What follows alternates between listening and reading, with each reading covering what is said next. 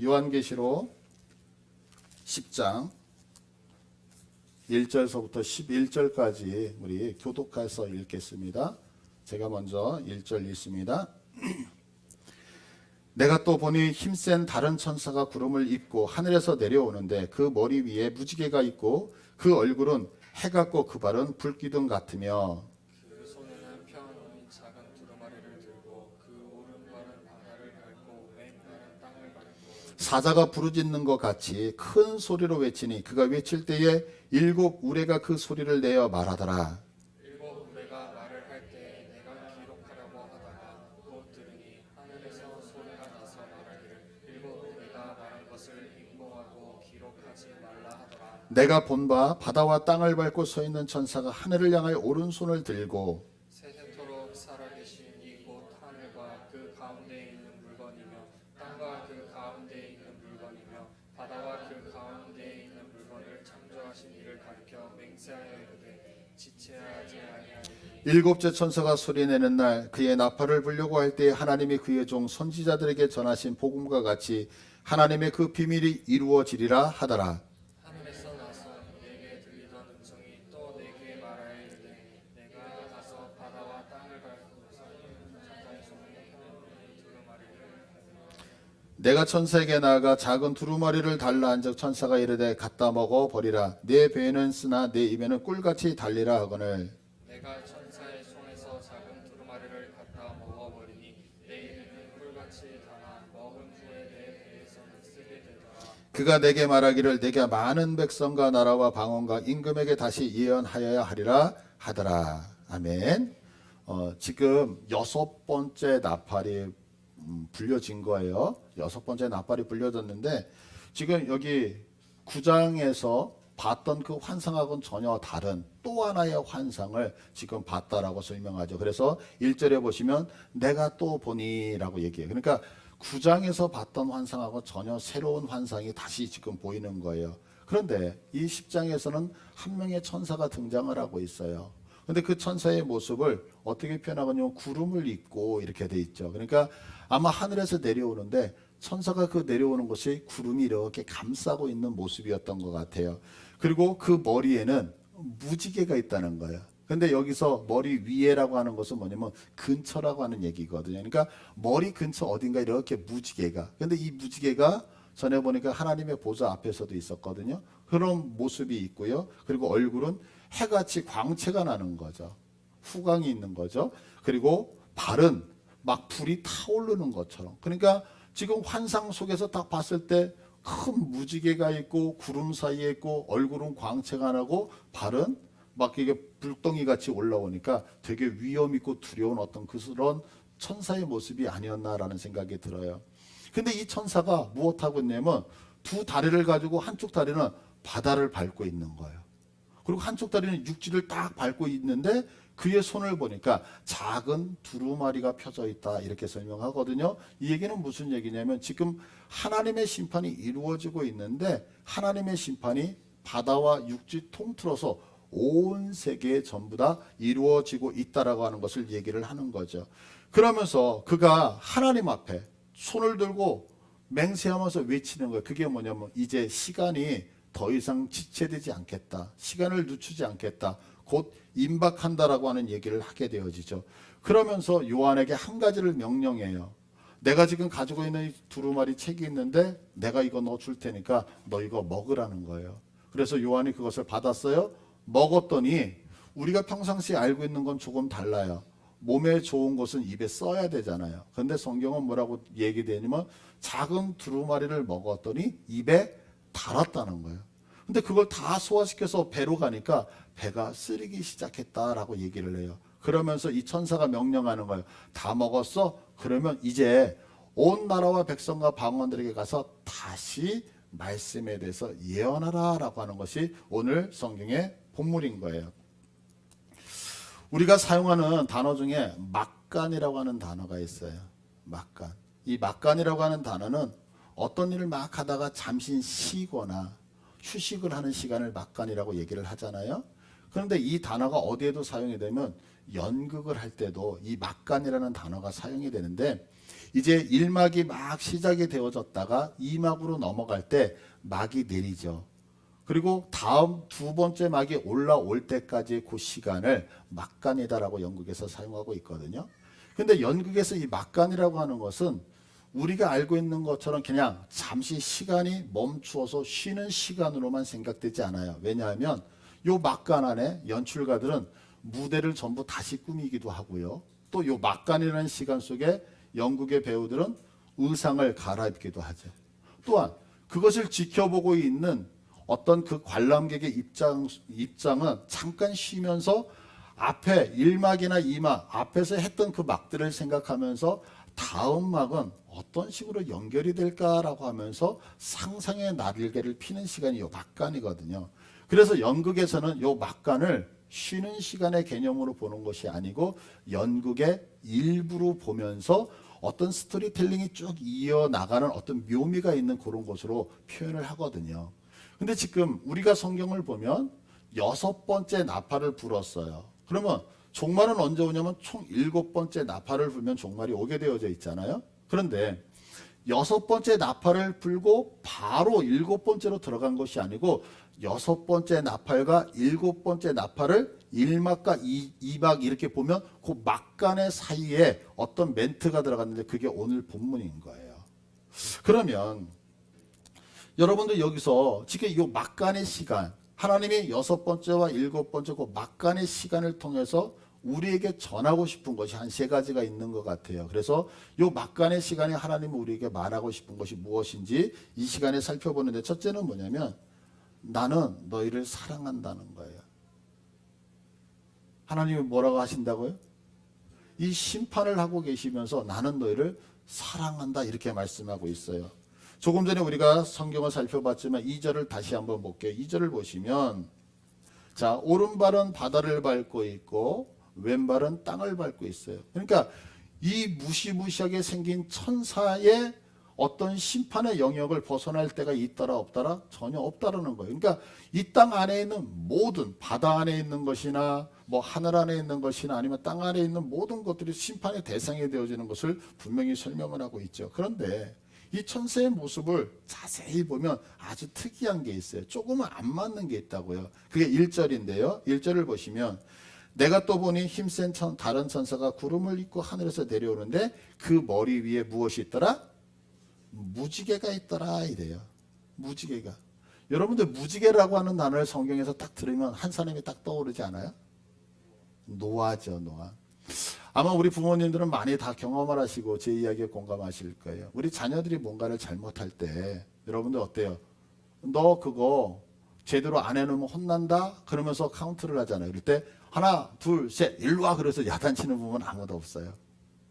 부모님들 다 경험하셨을 거예요. 자녀들을 야단칠 때 너 경고야. 엄마가 셋 칠 때만 그거 제자리에 갖다 놔 라고 얘기하면서 하나, 둘, 그 다음에 반드시 가는 게 뭐예요?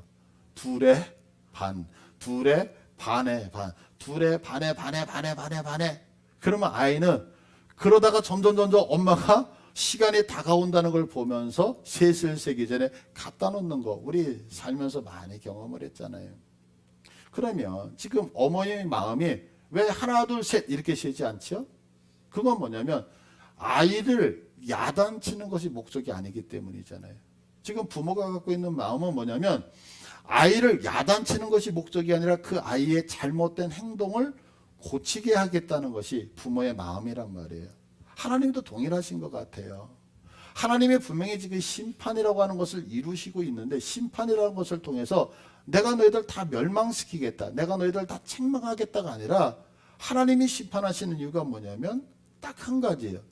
심판이라고 하는 이 무서움을 통하여 너희가 돌아오기를 원하고 있다는 거예요. 회개하기를 원하고 있다는 거죠. 자, 그러면 성경을 보세요. 성경에서 이 무지개의 의미가 어떻게 설명되고 있느냐면 자, 창세기 9장 13절로 한번 가볼게요. 창세기 9장 13절 보니까 노아 홍수가 다 끝났어요. 그 다음에 내가 내 무지개를 구름 속에 두었나니 이것이 나와 세상 사이의 언약의 증거니라. 하나님이 말씀하셨어요.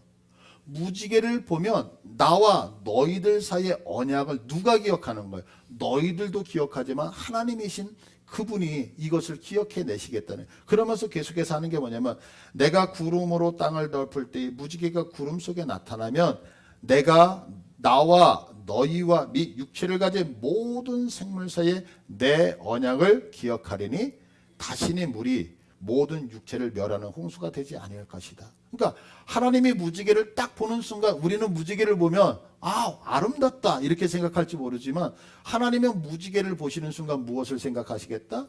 너희들하고 했던 언약을 생각해서 내가 다시는 너희를 뭐하지 않겠다? 멸하지 않겠다는 거예요. 자, 그러면 보세요. 지금 이 천사는 무엇 때문에 이 땅에 내려왔냐면 심판 때문에 내려온 거예요. 심판 때문에 내려왔는데 그의 머리 위에 큰 무지개가 떴다는 얘기는 뭐냐면 나는 너희를 멸하지 않겠다라고 얘기해요. 이게 말이에요?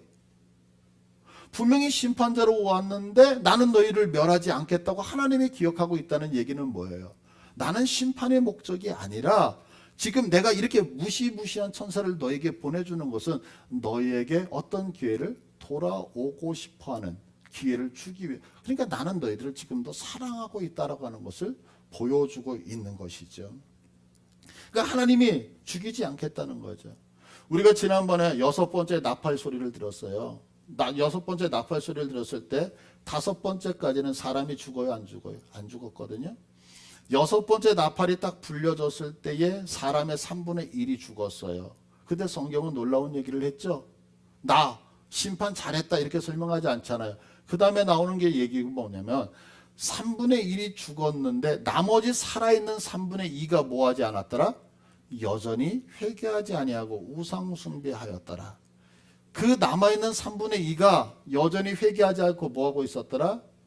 살인하고 간음하고 강도질 도둑질하고 그러면서 자기들 하나님 없이 마음껏 사는 역할을 하고 있었더라라고 얘기하고 있거든요. 그러면 지금 하나님께서 무엇하고 있는 거예요? 그들을 향하여 심판하시면서 심판의 목적이 아니라 너희들이 돌아왔으면 좋겠다라고 하는 하나님이 나 너희들 아직도 사랑한다라는 메시지를 이 막간에 포함시키고 있는 거죠. 왜? 7번째 나팔이 오면 모든 것이 다 끝나고 마니까요. 두 번째로 이 막간의 시간을 통해서 지금 하나님은 우리에게 말하고 있는 것이 뭐냐면 시간이 이제 얼마 남지 않았다는 거예요. 시간이 이제 얼마 남지 않았다. 6절 하반절을 봐보세요. 6절 맨 끝을 보면 그 다음 거요. 보시면 뭐라고 되냐면 지체하지 아니하리라 라고 얘기해요. 이 지체라고 하는 이 단어가 무슨 얘기냐면 크로노스라고 하는 단어거든요. 이 크로노스는 흘러가는 시간을 얘기해요. 근데 지체하지 아니하리라, 크로노스 아니하리라, 흘러가는 시간이 더 이상 없을 거라는 거예요. 요즘은 아마 대부분이 이제 핸드폰을 갖고 계시잖아요. 그래서 여러분한테 시간을 물어보면 시계를 보시는 분들보다는 핸드폰을 보시는 분이 훨씬 더 많잖아요. 근데 이제 저는 개인적으로 핸드폰 시계를 보는 것보다는 시계를 이렇게 가지고 다니면서 시간을 보는 걸 되게 좋아하거든요. 근데 그런 의미에서 오늘 제가 시계를 찾으니까 시계를 어디다 뒀는지를 모르겠어요. 근데 제 시계는 초침, 부침, 시침이 있어요. 그러니까 그냥 뱅글뱅글 돌잖아요. 그러다 보니까 그 시계를 이렇게 보면 지금 몇 월 며칠 몇 시구나 이런 식으로 많이 들어요. 근데 사실은 저는 제가 조금 더 갖고 싶은 시계가 하나가 있어요. 혹시 이 설교를 듣고 감동되시는 분은 저한테 시계를 좀 선물해 줬으면 좋겠다라는 생각이 들어요. 그 시계가 뭐냐면 모래시계예요. 전 정말 모래시계를 갖고 싶거든요. 근데 모래시계를 보시면 특징이 하나 있어요. 뱅글뱅글 돌아가는 시간이나 아니면 전자시계 같은 것은 숫자만 나타나기 때문에 시간이 얼마 남았는지를 알지 못하고 지금이 몇 시인지를 아는데 되게 유용하잖아요. 근데 여러분들 모래시계 앞에 서면 저는 왠지 모르게 마음이 숙연해지거든요. 모래가 막 떨어져요. 처음에는 저 많은 모래가 언제쯤 다 떨어질까 이런 생각이 드는데 어느 정도 절반 정도 모래가 떨어지고 나면 그때서부터는 이제 저 모래가 끝날 때가 얼마 남지 않았다라는 생각이 드는 거예요. 그래서 그걸 바라보고 어느 순간 모래가 다 떨어진 다음에 더 이상 모래가 떨어지지 않는 것을 딱 보는 순간에 이것이 나의 인생이 아닌가라는 그런 생각을 가끔가다 해보거든요. 그래서 사실 우리 교회 그 모래시계를 1년 단위의 모래시계를 이렇게 걸어놓고서 모래가 빠지는 걸 보면서 우리의 시간이 얼마나 유한적인지, 얼마나 종말을 향해서 가고 있는지 눈으로 좀 확인했으면 좋겠다라는 생각 때문에 제가 갖고 싶은 게 모래시계거든요. 성경은 이렇게 설명하고 있어요. 시편 90편 12절을 한번 봐보세요. 우리 한번 다 같이 읽을까요? 시작. 우리에게 우리날 계수함을 가르치사 지혜로운 마음을 얻게 하소서. 여기서 가르치사라고 하는 단어가 야다, 안다라고 하는 뜻이 안다. 그러니까 우리에게 우리날 계수함을 알게 하소서라고 하는 거예요. 그러니까 우리에게 얼마의 시간이 남았는지 알아가게 하옵소서라고 하는 거예요. 그런데 그 다음에 나오는 게 지혜로운 마음을 얻게 하소서라고 하는 이 단어가 뭐냐면 보호라고 하는 단어를 쓰는데 오다 가다라고 하는 거예요. 근데 성경을 자세히 봐보세요. 우리에게 남은 날수를 계산하는 그 경험, 그 알을 나게 주세요. 그런데 그것이 지혜로운 마음을 가지고 오게 하는 방법이라는 거예요. 그러니까 성경이 뭐라고 얘기하고 있느냐면 지혜로운 사람이 누군지 아세요? 내게 남아있는 시간이 얼마인지를 깨닫는 사람이 지혜롭다는 거예요. 아마 이런 말씀을 드리면 상당히 공감하실 거예요. 어제 이제 우리 어떤 집사님하고 이렇게 통화를 잠깐 했는데 이런 말씀을 하시더라고요. 젊으셨을 때는 물질 내 것으로 만들고 싶어서 정말 수고하셨다는 거예요. 근데 나이를 이렇게 먹다 보니까 내가 그렇게 한다 그래서 물질이 내 것 되지 않다는 것을 깨달으셨대요. 그 얘기가 무슨 얘기일까요? 내가 시간을 투자하면 그것이 내 것이 되어지겠다고 얘기했지만 나이를 먹으면서 우리가 깨닫는 것이 내가 수고한 만큼 내 것이 되나요? 그렇지 않죠. 그래서 우리 젊은이들은 잘 느끼지 못하고 공감하지 못할 수 있지만 여기 저보다 연배가 있으신 분들은 대부분 기억하시잖아요. 세상에서 가장 중요한 게 뭐 같아요? 물질이요? 아니요. 시간이잖아요. 시간이잖아요. 내게 좀 더 활용할 수 있는 시간이 있었으면 하고 하는 이런 생각 많이 갖지 않으셔요? 그래서 우리가 20대는 뭐 시간의 속도가 20km고 80세면 시간의 속도가 80km로 간다고 얘기하잖아요. 성경은 내게 남아있는 날수를 깨닫는 것이 지혜라고 말씀을 하고 있거든요. 그러면 하나님께서 마지막 심판을 하시는 이 장면에서 얘들아 시간이 얼마 남지 않았다라고 알려주시는 이유가 뭐예요? 그렇죠. 하나님께서 지금 우리들에게 말씀하고 있는 것은 단 한 가지란 말이에요. 내가 너희들을 사랑하는데 그 사랑하는 시간이 이제는 얼마 기회가 남지 않았다. 왜? 6번째 나팔 다음에는 7번째 나팔인데 7번째 나팔은 주님의 재림이라는 거죠. 주님의 재림이라고 하는 시간을 우리는 알 수 없어요. 그러나 분명한 것은 우리들에게 종말이라고 하는 것은 개인적으로도 올 수 있고 주님의 재림으로도 올 수도 있잖아요. 그러니까 시간이 얼마 남지 않았으니까 얼마 남지 않은 시간을 좀 깨달으라 이렇게 얘기를 하고 있는 거죠. 제가 코로나 지금 4단계 방역을 하고 있잖아요. 이번 주간을 살면서 한 대여섯 분의 목사님들을 만났어요. 목사님들을 만나면 지금 이슈는 단 한 가지밖에 없죠. 예배를 드릴 수 있느냐 없느냐의 문제잖아요. 오늘 아침에 예배를 들어오기 전에 서울시에서 공문이 있었던 것을 캡처해가지고 저한테 보내주셨는데 부산의 세계를 그 손연보 목사님을 중심으로 해가지고 그 예배 대면 예배를 드리고 예배 못 드리게 하는 거에 대해서 가처분 신청을 내렸다라고 해요. 가처분 신청을 드렸는데 거기에 동참한 교회가 뭐 7개인가 8교회인데 그거에 대해서 법적 해석을 어떻게 했느냐면 가처분 신청이 받아들여졌을 때 이것을 신청한 7교회 외에는 나머지는 다 대면으로 비대면이 되어야 된다 이 얘기를 한 거예요. 그러니까 이제 한 변호사님이 그런 법이 어딨느냐. 누군가가 대표로 하면 그것이 다 소급돼서 적용되어지 어떻게 그 법원에다가 소장을 낸 7교회를 제외하고 나머지는 그 법률이 적용되지 않는 그런 이상한 헌법을 해석이 있느냐 그러면서 이제 공문이 내려왔단 말이에요. 근데 여러분들 생각해 보세요. 모이는 거 지금보다 더하면 더했지 좋아지지 않아요. 우리 여기서 찬양하면서 박수치면서 함께 모여서 예배하는 게 어찌 보면 오늘이 마지막일 수 있는 거예요. 우리가 모여서 같이 기도하고 같이 대화하고 나눔 갖는 것이 오늘이 마지막이 될 수 있는 거예요. 우리가 여기 계신 여러분들 1년 전 생각해 보세요. 예배당에 못 나와서 예배 제대로 못 드리고 찬양 제대로 못하고 이렇게 될 거라 누가 생각했어요? 세상 하루 만에 변했어요. 정부에서 대중교통을 비롯한 모든 것을 다 올스톱 시키면 교회도 올스톱 될 수밖에 없어요. 우리가 주장하는 것이 뭔지 아세요? 교회에서 교회 폐쇄하겠다. 그런데 교회 폐쇄하기 전에 한 가지, 대중교통 폐쇄하라 이거거든요. 출퇴근할 때 버스에 지하철에는 사람들이 그렇게 꽉꽉 모여 있는데 왜 예배당에서 간격되면서 예배 드리는데 우리한테는 불공평하게 하느냐 이거거든요. 근데 정부가 정말 이 코로나를 잡기 위해서 모든 걸 셧다운 시키고 2주 동안 아무것도 회사 출근하지 말라고 경제를 멈춰버린다면 교회도 멈춰야 되는 거거든요. 그 얘기는 뭐냐면 나와서 예배 드리고 싶어도 못 드리는 거예요, 여러분. 이 예배가 다음 주에도 가능할 거라고 생각하시면 여러분들 착각이신 거예요.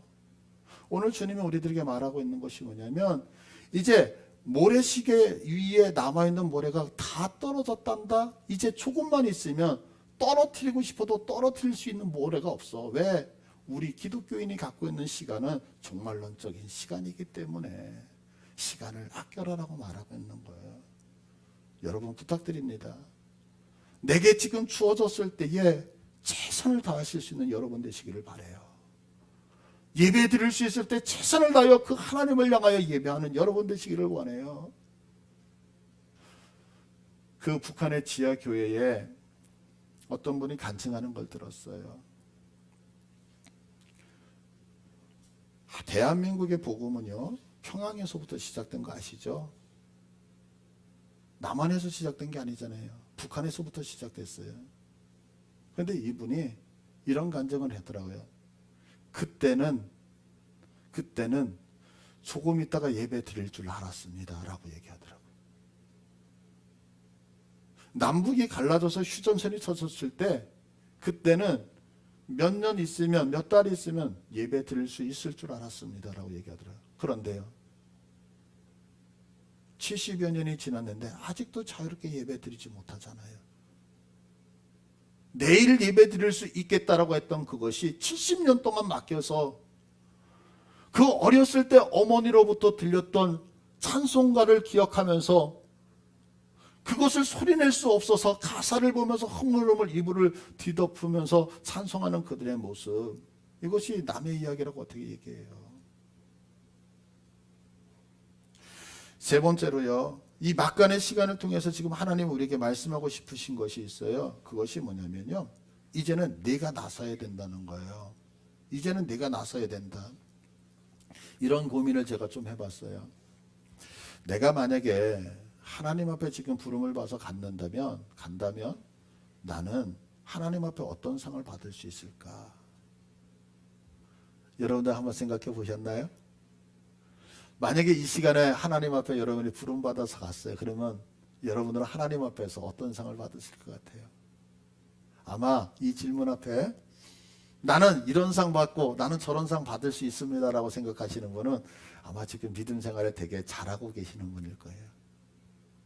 그러나 지금 내 신앙이 많이 침체되어져 있고 내 신앙이 하나님 보시기에 너무 부족한 것 같고 죄송스러운 마음으로 신앙생활을 하고 있다면 내가 하나님 앞에서 받을 것이 없는데 라는 염려, 근심, 걱정도 있으실 거예요.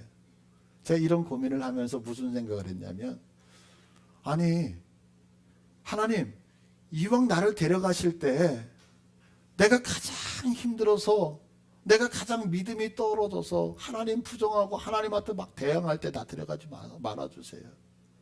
원하는 것은 내가 가장 믿음이 있고 내가 정말 하나님을 가장 사랑할 때 주님은 아실 수 있잖아요. 그때 주님 나를 딱 불러주시면 내가 주님 앞에 떳떳이 서서 주님 나 이거 하다 왔어요. 나 잘했죠 라고 자랑할 텐데 라는 그런 마음이 들더라고요. 여러분들 어떠세요?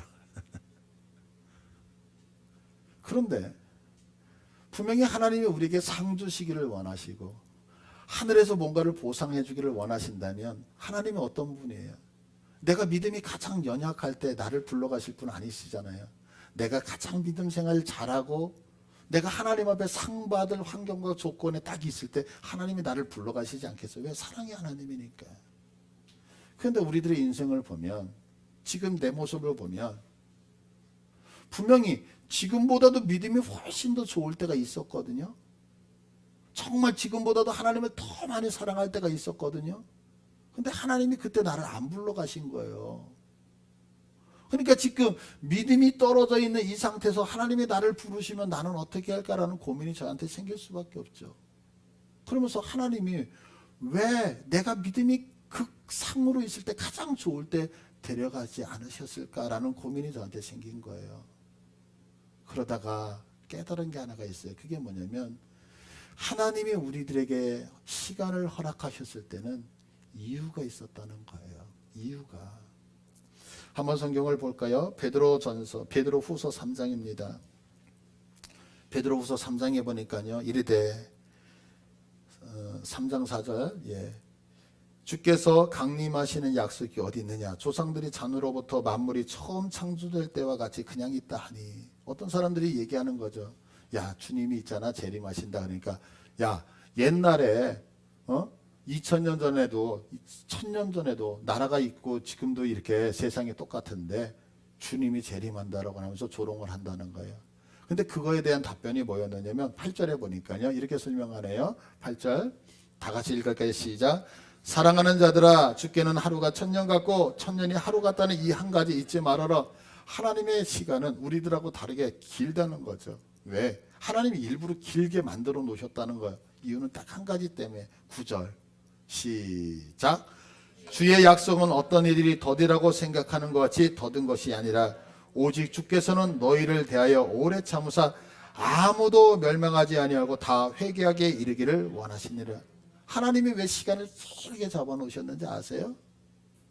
그건 모두 다 하나님이 만드신 모든 자들이 주의 품에 안기게 하고 싶으셔서, 다시 얘기해서 회개의 기회를 붙들어 하나님의 품에 오게 하고 싶으셔서라고 얘기를 해요. 우리가 지난주에 살펴본 것처럼 3분의 1이 죽었어요. 그러면 3분의 2가 남았잖아요. 그래서 3분의 2가 남았으면 이들이 하나님 앞에 돌아와야 되는데 돌아왔나요? 안 돌아와서 우상 숭배했어요. 자신의 욕망대로 살았단 말이에요. 무슨 말이에요? 분명히 하나님께서 재앙을 통하여서 그들에게 원하는 건 재앙을 통하여 두려움 가운데 돌아오기를 원했던 거거든요. 그런데 재앙을 통하여 들어오느냐? 돌아오지 않더라는 거예요. 우리가 신앙생활을 하면서 이런 생각을 많이 해요. 내가 믿음 안에서 어떤 것을 체험하게 되어지면 주님의 품으로 돌아올 것 같아요. 그래서 이런 얘기 하잖아요. 하나님이 나에게 보여주세요. 보여주시면, 하나님이 나에게 보이면 내가 돌아오겠습니다. 근데 정말 그런가요, 여러분? 저 은사사역 하면서 많은 분들에게 치유를 통해서 병을 많이 고쳐드렸어요. 우리 교회에서도 그렇고요. 그래서 하나님 앞에서 기도하고 안수를 해서 병이 고침받아요. 근데 고침받고 나선 그때는 하나님의 은혜였습니다 이래요. 그러면 목사 입장에서 이렇게 생각하잖아요. 그분이 병이 났어요. 그분이 치료가 되어졌어요. 그러면 이거 하나님의 은혜였습니다. 그러면서 그 다음 주에는 어떻게 해요? 주님 앞에 감사 예물을 가지고 싸나와서 주님 앞에 감사 헌금을 드릴 거라고 생각을 하잖아요. 목사는. 당연하지 않겠어요? 근데 이게 착각이라는 거를 저는 너무너무 많이 알았어요. 왜? 그 다음 주에 나타나면 반드시 이런 얘기를 해요. 내가 몸에 좋다는 건 뭔 거를 먹었는데 그래서 낫는가 봐.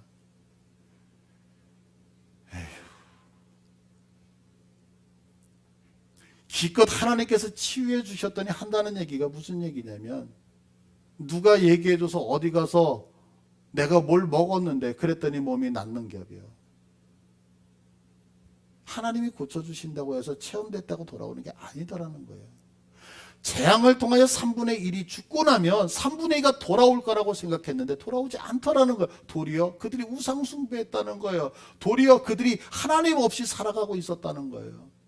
그래서 하나님께서 우리에게 말씀하고 있는 거예요. 그 말씀이 뭐냐면 사람은 절대 재앙 가지고 체험 가지고 돌아오지 않는다. 사람은 무엇 가지고 돌아오는지 알아? 사람은 하나님의 말씀으로만 돌아온단다. 그걸 오늘 얘기하고 있는 거예요. 그래서 뭐라고 얘기해요? 10절을 봐보세요. 내가 천사의 손에서 작은 두루마리를 갖다 먹어버리니, 먹으라 그래서 먹은 거거든요. 먹어버리니 내 입에는 꿀같이 다나 먹은 후에 내 배는 쓰게 되리라. 여러분들 이 말씀 되게 이상하잖아요. 입에는 되게 달아요. 근데 입에 달다는 얘기가 뭐냐면 보세요. 예수 믿으면 여러분 구원받습니다. 좋은 얘기 아닌가요? 예수 믿으면 여러분 건강해질 수 있고요. 예수 믿으면 여러분 천국 갑니다. 예수 믿으면 여러분들 영원히 살 수 있습니다. 얼마나 귀한 거예요. 그래서 우리 예수 믿기 시작했잖아요. 그런데요, 그 입에 들어갔던 그 달짝지근한 꿀과 같은 말씀을 내가 먹어서 내가 소화를 시켰어요. 완전히 소화를 시켰다는 얘기는 뭐예요? 이제 그것이 에너지가 되어졌다는 거잖아요. 그래서 그 말씀대로 살려고 할 때 여러분 단가요? 제가 어제 이 설교 준비하면서 많이 울었거든요.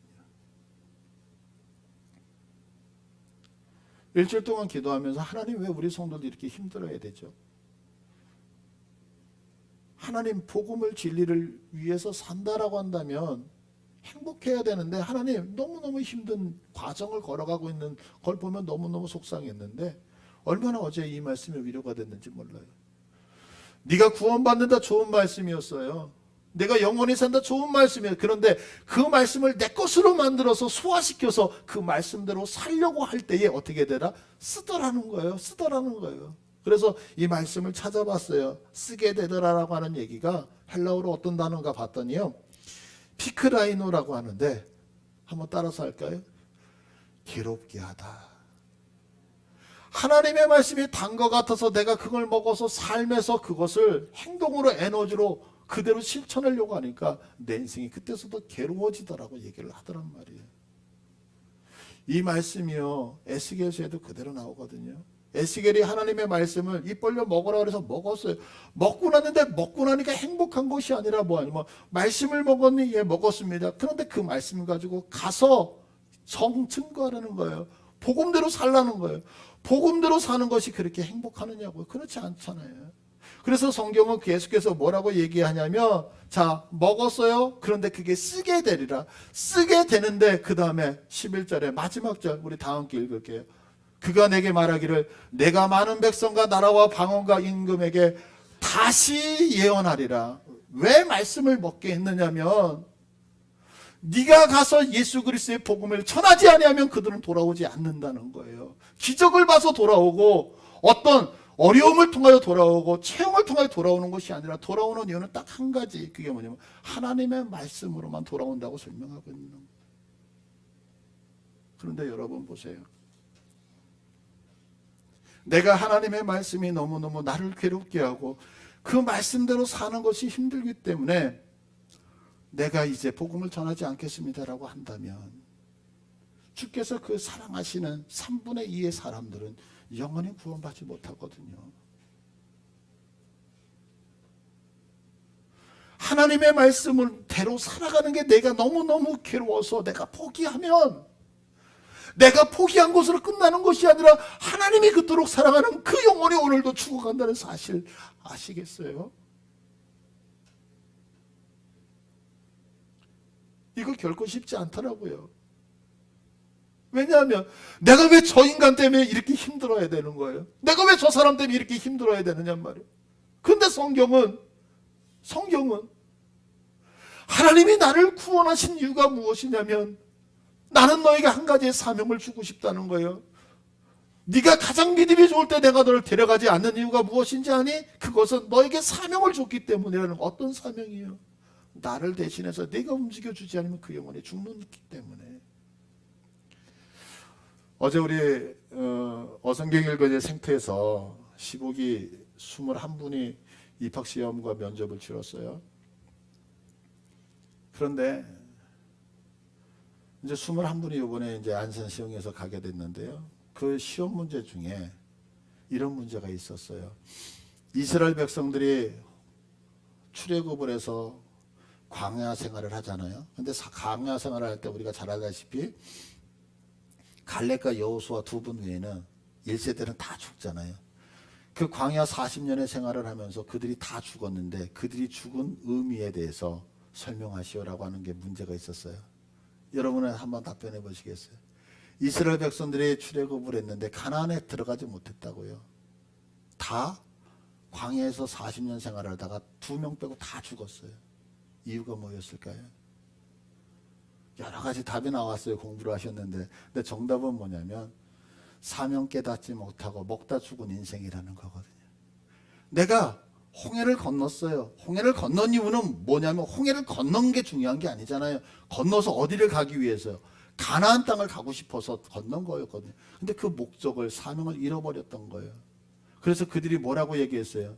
가나안 땅에 가서 정탐하고 와서 한 얘기가 뭐냐면 가나안 땅 너무너무 좋습니다. 그러나 그들과 우리를 비교하니까 우리는 메뚜기 떼입니다. 그래서 우리는 거기 못 갑니다. 불신앙 같잖아요. 그러니까 하나님이 좋다 그래 너희들 메뚜기 되라. 사명 감당하지 못하니까 가나안 땅에 아무도 못 들어간다. 전부 다 죽어야 된다. 그래서 그들이 죽을 때까지 40년을 기다리신다고요. 40년을. 하나님은 우리 교회를 세워주셨어요. 하나님은 우리 교회 성도들 한 분 한 분을 세워주셨다고요. 세우실 때 그냥 세우신 것이 아니라 여러분 한 분 한 분을 통하여 또 우리 교회를 세우실 때 그냥 세운 게 아니라 우리 교회에 사명을 주셨다고요. 무엇 때문에 주셨을까요? 사랑하는 딸아, 아들아, 함께하는 교회 모두야. 너희는 내가 사랑하는 자들에 대해서 복음을 전하기를 원한다는 이 사명 하나 때문에요. 그런데 우리는 내가 그 복음을 갖고 내가 아프고 힘들고 괴롭다는 것 때문에 복음을 전하지 않아요. 그럼 어떻게 되겠어요? 성경은 분명히 우리들에게 말하고 있어요. 고린도전서 1장 21절을 봐보세요. 고린도전서 1장 21절을 보면요. 하나님의 지혜에 있어서는 이 세상이 자기 지혜로 하나님을 알지 못하므로 하나님께서 전도에 미련한 것으로 그래요. 하나님도 전도가 미련하다는 것을 알고 계시는 것 같아요.